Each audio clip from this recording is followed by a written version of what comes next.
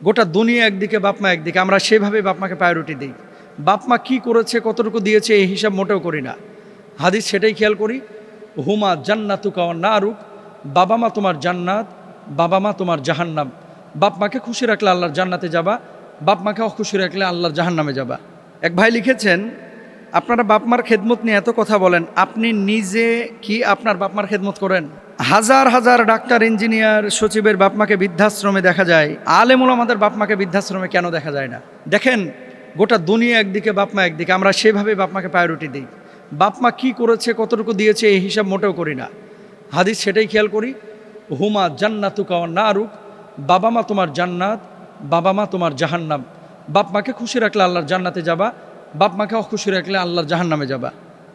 মানে আমার জান্নাতে যাওয়া, আমি হুজুর হয়েছি, বক্তা হয়েছি, আলেম হয়েছি, কি হয়েছে, আমার জান্নাতে যাওয়া হচ্ছে আমার বাপ মার খেদমতের সাথে সম্পৃক্ত।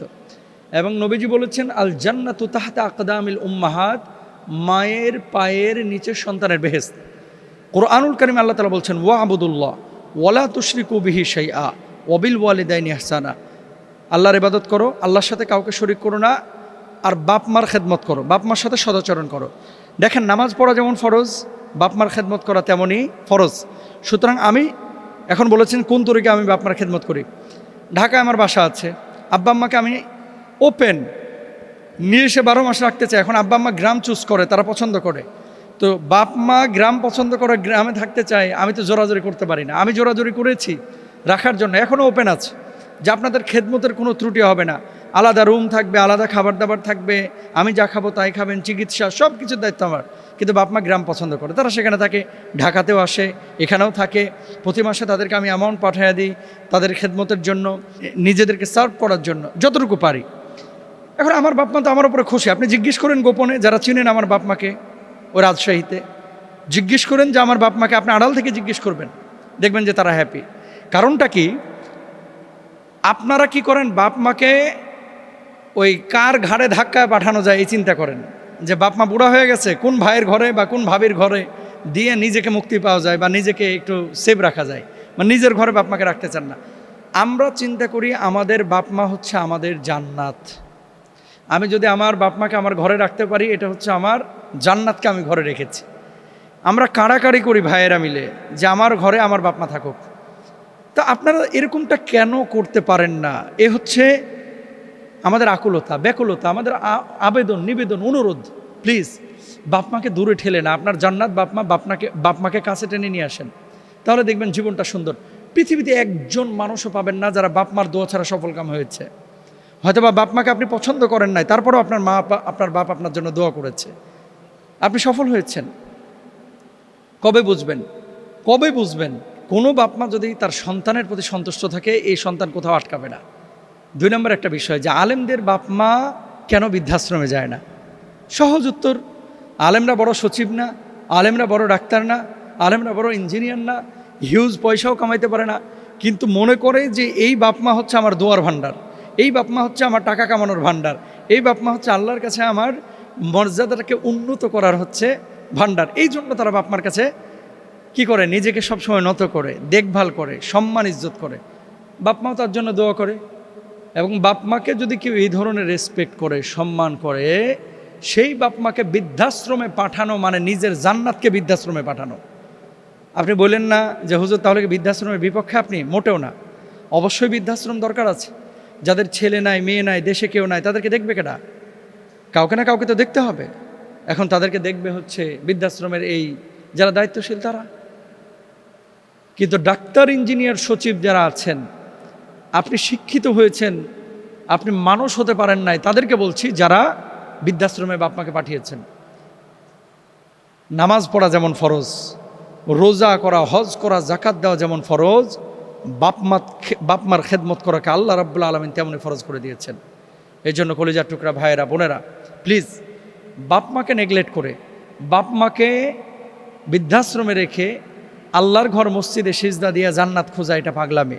কারণ নামাজ পড়া যেমন ফরজ, বাপ মার খেদমত করা তেমনই ফরজ। আজকে আমি মানে অনেক মানুষকে চিনি ইউরোপ, আমেরিকা এবং বাংলাদেশে, যারা বাপ মার দোয়ার কারণে আজকে এত বড় বড় জায়গায় তারা চলে গিয়েছে।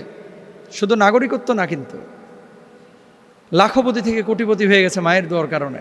এমনও লোক পেয়েছি। তাকে জিজ্ঞেস করেছিলাম যে ভাই আপনার এই উত্থানের পেছনে কারণটা কি? তিনি এক বাক্যে জবাব দিয়েছিলেন, হুজুর আমার মায়ের দোয়া। এই জন্য আসুন বাপমার দোয়া নিই, বাপমাকে সম্মান ইজ্জত করি, বাপমাকে ভালোবাসি। আল্লাহ তাআলা তৌফিক দান করুন, আমিন। বাপমা তো আমাদের জন্য অনেক ত্যাগ তিতিক্ষা সাধনা পরিশ্রম করলেন, সেই বাপমা শিক্ষিত বানালেন। দিন শেষে বাপমা যদি ঘরের মধ্যে মরে পচে গলে যায়, সন্তান যদি খোঁজখবর না রাখে, তাহলে এক্ষেত্রে সন্তানের দায়টা কোন লেভেলের? আর দ্বিতীয়ত আমি একটা বিষয়ে প্রশ্ন যখনই পেয়েছি একটা মানে সংযুক্ত করেছি, সেটা হচ্ছে আগামী 30 বছর লাগবে না, হয়তো বা 20-25 বছরের ভিতরে বাংলাদেশের চিত্রটা হয়ে যাবে অন্যরকম, বিশেষ করে পারিবারিক জীবনের ক্ষেত্রে। এই দুটো বিষয় নিয়ে, ওনার প্রশ্ন এবং আমার সম্পর্ক বিষয়, এই দুটো বিষয় নিয়ে আপনাদের সামনে কয়েকটি কথা বলতে চাই। নাম্বার 1, ছেলে সচিব, মেয়ে কানাডায় থাকে, আর এক ছেলে অমুক বিশ্ববিদ্যালয়ের টিচার, আর এক ছেলে বিদেশে থাকে। তো যাদেরকে আপনারা আইকন বা যে প্রফেশনগুলোকে আপনারা চমকপ্রদ বা চুম্বকীয় প্রফেশন মনে করেন, যেটাতে আপনারা আকর্ষিত হন, এই জায়গাগুলোতে আপনাদের দৃষ্টিতে কিন্তু এই ছেলেগুলো এই মেয়েগুলো সফলকাম, তাই না? এই জায়গাটায় যদি এই অবস্থা হয়ে থাকে, তাহলে যারা অশিক্ষিত, বইয়ের জ্ঞান যাদের নাই, এই সমস্ত মানুষগুলো কোথায় যাবে বলেন? শিক্ষিতরাই যদি অবস্থা। এই জন্য আমি প্রায় আলোচনায় বলেছিলাম যে শিক্ষিত হওয়ার আগে মানুষ হন। মানুষ আমাদের বাবা মারা জিপিএ 5 পাওয়ার পরে মেয়েও নাচে মায়েও নাচে। জিপিএ 5 অথবা বিশ্ববিদ্যালয় অথবা অনার্স শেষ করেছে, মাস্টার্স শেষ করেছে, এগুলোকে মানুষ মনে করে যে আমার ছেলেটা মানুষ হয়ে গেছে না। এবং আগামী 30 বছরের মধ্যে বাংলাদেশে এই যে বাপ মা ঘরের মধ্যে পড়ে লাশ গলে পচে থাকবে, এটা অহরহ ঘটবে। ইউরোপ আমেরিকায় বাপ মা যখন বৃদ্ধ হয়ে যায়, তখন কিন্তু কেয়ারাররা এদের খেদমত করে। যারা কেয়ারার, সরকারিভাবে কিছু খাদ্দামা অথবা সেবিকা সেবক নিয়োগ দেওয়া হয়, এবং এরা এই বুড়া বাপমার খেদমত করে। কিন্তু বাংলাদেশে যখন বুড়া হয়ে যাচ্ছে, বুড়ি হয়ে যাচ্ছে, সরকার আইন করেছে বাপমার খেদমত না করলে, দেখভাল না করলে তাকে শাস্তির মুখোমুখি হতে হয়।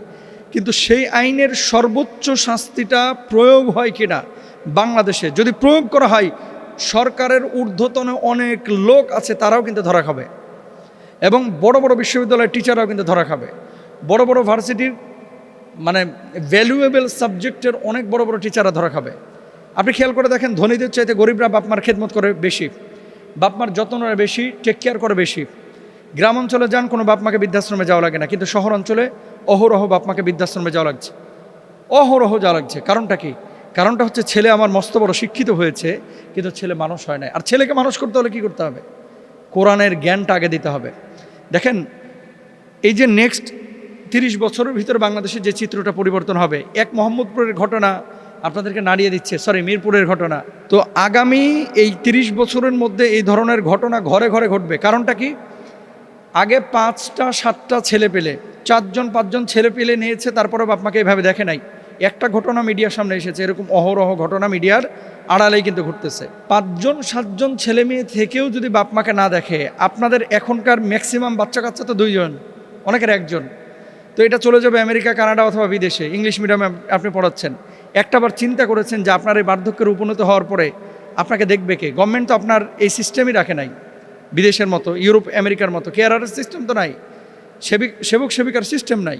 এই বুড়াগুলোকে দেখবে কি? এটা নিয়ে কিন্তু কেউ চিন্তা করতেছে না। কিন্তু সবাই আবার সঞ্চয় করতেছে, বার্ধক্যে উপনীত হওয়ার পরে এই সঞ্চয়টা যেন আমাকে সাপোর্ট দেয়। ভাই, মাল দিয়ে আপনি কতক্ষণ সাপোর্ট নেবেন? টাকা থাকলেই সাপোর্ট পাওয়া যায় না। আপনি ঢাকা শহরে অনেকের পয়সা আছে, দেখবেন কাজের বুয়া খুঁজে পাচ্ছে না। অনেকের পয়সা আছে, দেখবেন যে বাপ মা প্যারালাইজড হয়ে পড়ে রয়েছে, ছেলে বিশাল বড় জমিদার, শিক্ষিত মানুষ, 20,000 টাকা নিয়ে বসে রয়েছে যে আমি 2টা কাজের বুয়া রাখবো। যেমনি দেখে বাপ মা প্যারালাইজড, আর অমনি খেদমত করতে চায় না, চাকরিও করতে চায় না। তাহলে আপনি এগুলো যদি ফিকির না করেন, ফিল না করেন যে নেক্সট 25 ইয়ার্স অথবা 30 ইয়ার্সের মধ্যে এই দেশটা কোথায় যাচ্ছে, এবং আপনার বাপ মার পরিস্থিতি কী হবে, আপনার আমার পরিস্থিতি কী হবে। আপনার বয়স যখন ধরেন এখন 30, 2070 সালে আপনার বয়স হয়ে যাবে কত? প্রায় 60 বছর, 65 বছর। এই সময় আপনার তো এই তকত থাকবে না, আপনার পরিস্থিতিটা কী হবে? এটা নিয়ে কেউ কথা বলে না ভাই, কেউ বলে না। আমি বলেছি, এর আগেও বলেছি এবং এখনও বলতেছি, কারণ আমার ইউরোপ ঘোরা, আমার মধ্যপ্রাচ্য ঘোরা, আমার বাংলাদেশ ঘোরা, আমি কম্পেয়ার করতে পারি যে এই বাংলাদেশের সমাজ ব্যবস্থায় অনেক কিছু ধোঁকাবাজি হয় আমাদের সাথে। এর জন্য সরকারের কাছে অনুরোধ, হয় কেয়ারার সিস্টেম অথবা খাদ্দামা সেবিকার সিস্টেম, এটা চালু করা দরকার। দরকার হয় 60 বছরের চাকরি থেকে বড় অ্যামাউন্টের ট্যাক্স নিয়ে রাখেন। কিন্তু এই সাপোর্টটা ছাড়া আগামীর বাংলাদেশে শত শত মানুষ এরকম লাশ পচে ঘরের মধ্যে পড়ে থাকে, কেউ জানবে না ভাই, কেউ জানবে না, কেউ জানবে না। 1-2টা ঘটনা প্রকাশ পায়, এরকম হাজার হাজার ঘটনা বাংলাদেশে ঘটতেছে যেগুলো মিডিয়া আসে না। সুতরাং বি কেয়ারফুল, ছেলে মেয়েকে দিন শিখান, ইসলাম শিখান, বাপ মার খেদমত করা ফরজ এটা বুঝান, এবং রাষ্ট্রীয়ভাবে আপনারা আওয়াজ তুলেন যে নেক্সট 50 বছর পরে, 60 বছর পরে, 60 বছর পরে আমাদের অবস্থাটা কোথায় হবে, এটা নিয়ে প্ল্যান প্রোগ্রাম করেন। আল্লাহ বুঝদান করুক, আল্লাহ রহম করুক।